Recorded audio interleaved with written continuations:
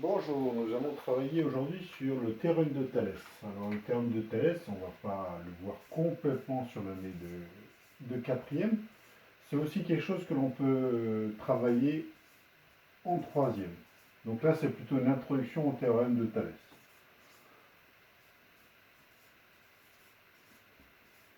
Alors, sur le théorème de Thalès, normalement, on aurait dû aller dehors. Et en plus, on avait de la chance, puisque la semaine dernière, il faisait beau. Mais voilà, les événements font qu'on est obligé de rester à la maison, donc vous pouvez faire une petite expérience chez vous, assez simple avec la lumière du jour. Vous prenez un objet et vous allez vous apercevoir que cet objet a une ombre. Donc ça, c'est l'ombre.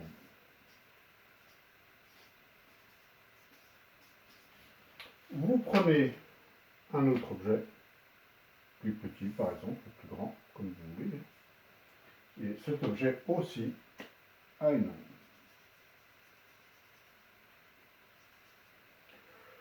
Ce que vous allez faire, c'est que, où sont les crayons, voilà. Ce que vous allez faire, c'est que vous allez mesurer ça. On va appeler ça la distance D1. On va appeler ça la distance D2. Vous allez ensuite mesurer cette ombre. On va l'appeler O1. Et cette ombre qu'on va appeler O2. Et puis vous allez calculer par exemple D1 sur D2. Et puis vous allez calculer O1 sur O2. Et en fait, quand vous allez faire les mesures, vous allez percevoir que les deux sont égales. Alors, pourquoi c'est égal? La question, elle est là. Il y a un cas particulier quand même à savoir sur ça. Qu'est-ce qui fait de l'ombre? C'est la lumière. Jusque-là, rien d'étonnant, vous savez le faire. Donc, je vais avoir un trait, et ça, c'est la lumière. Et c'est cette même lumière qui fait de l'ombre sur cet objet. Ce n'est pas tout à fait la même lumière, puisque ici, elle part de plus haut, par ici un peu plus bas. On va dire que ça, c'est la lumière 1, ça, c'est la lumière 2.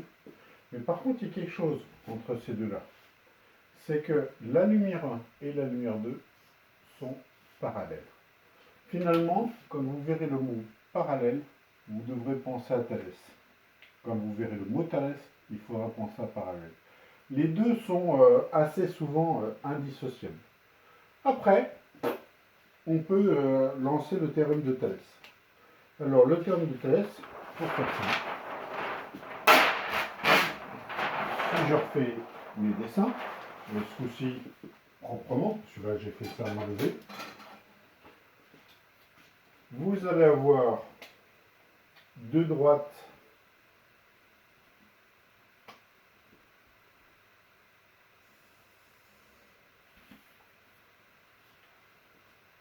qui vont être comme ceci.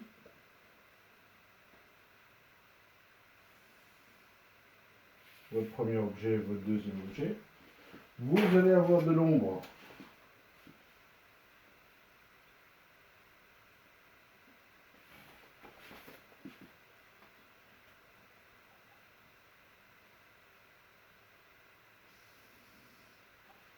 qui va venir jusque là.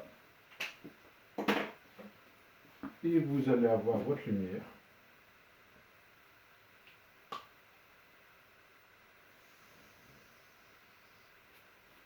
comme ceci. Vos deux objets, en fait, quand j'ai fait le dessin, j'ai supposé que vous les mettiez perpendiculaires au sol. C'est ça la grande particularité que l'on peut avoir au niveau de Thalès, c'est qu'il faut que ces deux droites-là, celles qui sont en bleu, soient parallèles. Les deux objets, ici par exemple cette règle-là et cette règle-là, vous pouvez le faire chez vous, hein.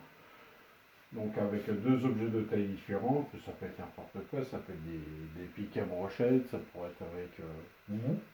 Si vous voulez vous mesurer vous et puis un petit frère ou une petite sœur, ou alors un membre de votre famille qui se met à genoux, vous allez voir que les rapports qu'il y a entre vos ombres vont être les mêmes, entre vous et l'autre personne, et votre ombre et l'ombre de la deuxième personne.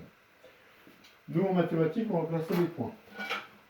Donc, je vais appeler ce point-là A, ce point-là B, ce point-là C. Assez souvent en mathématiques, on appelle ce point-là N et ce point-là N. Mais ça pourrait vraiment être n'importe quoi.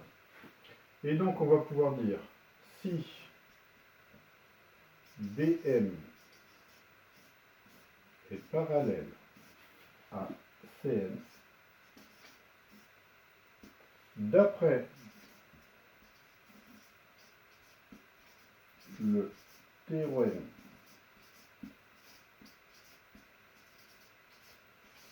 de Thalès,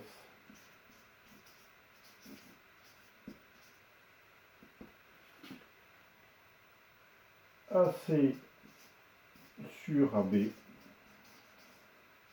est égal à AM, non AN, excusez-moi, le plus grand sur AM. Vous voyez qu'ici à la lettre A, ici à la lettre A, c'est en fait le point séquent. On appelle ça ce point qui est là où se rencontrent la droite verte et la droite rouge. On appelle ça un point séquent. Et si je l'enlève, eh bien, il me reste quoi? C et N. C et N. Et en bas, il me reste B et M. B et M. Et c'est ça le théorème de Thalès. Ce truc-là.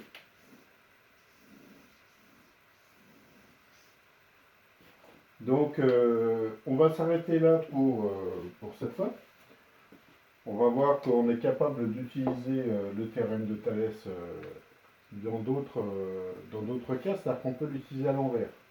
Ici, on a dit, si ça c'est parallèle, alors je peux utiliser le théorème de Thalès.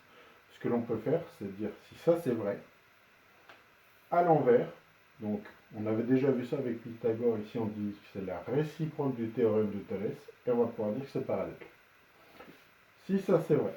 Donc ça, vous ferez plus des exercices de ce type-là en troisième, disant est-ce que c'est parallèle? Donc je fais ce calcul-là, réciproque du théorème de Thalès, et puis c'est parallèle. Nous, en quatrième, on va plutôt se contenter de je sais que c'est parallèle, donc d'après le théorème, je peux calculer ça.